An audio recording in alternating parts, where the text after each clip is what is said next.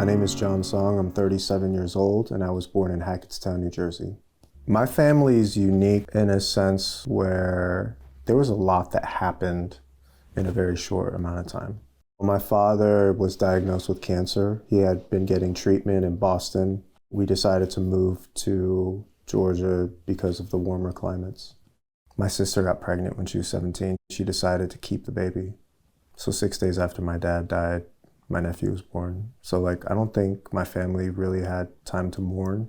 I feel like my experience was different because it was not the traditional routes. We're gonna raise these kids in the church, they're gonna go to university, and then they're gonna do well and make a lot of money. There's a lot of things about what the expectation was that I guess it was impossible for me to fulfill. I just wanted to run away from it. My sister, very similar, just the lawlessness of being a latchkey kid while your parents were working constantly, never being home. I think it was that lifestyle that continued to call us out into that space more. My parents came here in '74.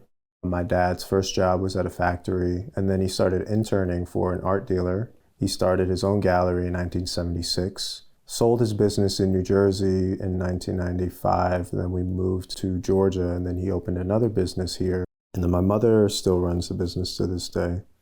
My opinion of my father is very biased because I only knew him until I was 11. My relationship with my father is very childlike. I never got to experience adulthood with my father. Would he be accepting of my lifestyle now? Would he be accepting of my choices? And I guess ignorance is bliss, and we just keep moving. My relationship with my mother, hard to define. There's a language barrier, and there's a cultural barrier. Do I call her as often as I should? No. Do I have the strength in me to fix years of trauma between us? I don't know. I don't think we are capable of ever reaching that point in our relationship. So we just kind of let it go. Just keep it moving. That's the Korean way. Put that all to the side, just focus on the mission, make money. Every school that my mom had asked me, hoping that I would be able to get into, I did not get into, so I ended up just going to Georgia State. Partied my way to getting kicked out, and then had a come to Jesus moment.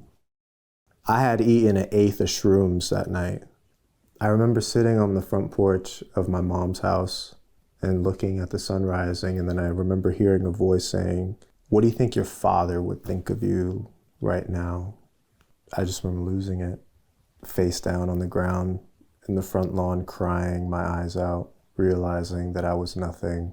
I made a deal with God. I was like, I'm gonna give up music, I'm gonna give up all of my own personal self-interest things, and I'll just focus on getting this degree. And and then I went back to school, got straight A's, finished on the dean's list, and then my first job out of college was at a recording studio of all places. So my whole life up until that point was just me thinking that I was just gonna hit the lottery or whatever. I relinquished everything, said, I'm not gonna do this anymore. I wanna be successful, I wanna have the things that just provide stability in my life. The hobby started in 2002. My career in music started in 2009. I discovered the Asian American side of YouTube all at the same time. I didn't understand the concept of content creator. So I started researching cover videos, and then I found Jen, fell in love with Jen's voice and her style, started following her, liking her pictures, and then one day, January 8th, 2013, she responded back to me, and then she scrolled 140 weeks on my page.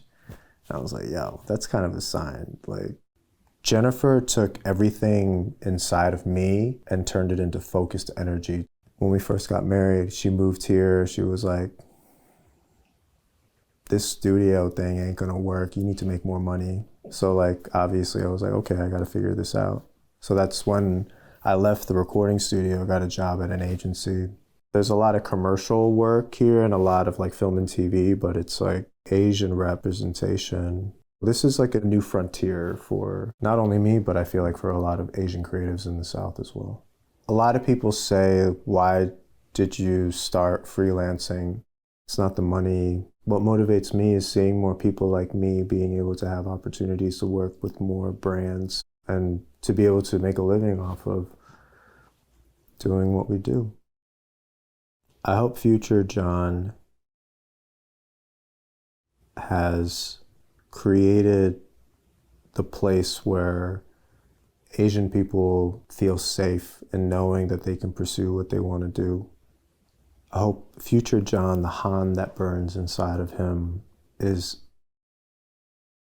not as wild, more of like a candle. Right now it feels like a forest fire, just like burning in all different directions, still hurting those that touch him.